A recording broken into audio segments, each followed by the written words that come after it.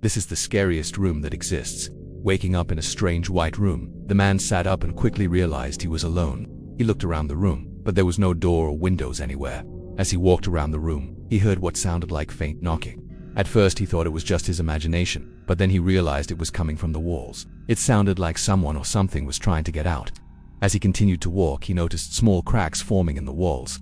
Then suddenly, a pale hand pushed through the cracks and reached out towards him. The man screamed and backed away, but the hand only got closer.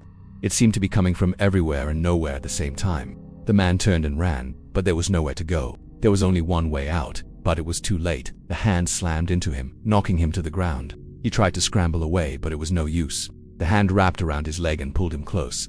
More hands came through the cracks and he screamed as they dragged him towards the center of the room. The walls were now bleeding, and the man could feel the warm blood dripping down his face. He tried to get away, but it was too late. The hands had him surrounded. Then, just as suddenly as it began, it stopped. The hands disappeared, and the bleeding stopped. The man looked down and saw the blood dripping from his leg. He tried to stand up, but his legs felt weak. He looked around the room, but the door was still nowhere to be seen. Then he heard a voice. "Hello, friend," it said. "I've been waiting for you." The man screamed and fell to his knees. He tried to crawl away, but it was too late. The door opened and a tall, dark figure stepped through. "You can't escape," the figure said. "This room has no door. You are trapped here with me forever." The man screamed and the figure smiled. "Finally," he said, "someone to play with." The man tried to run, but it was too late. The figure grabbed him and pulled him close. "You should have listened," he whispered. "Now we can play."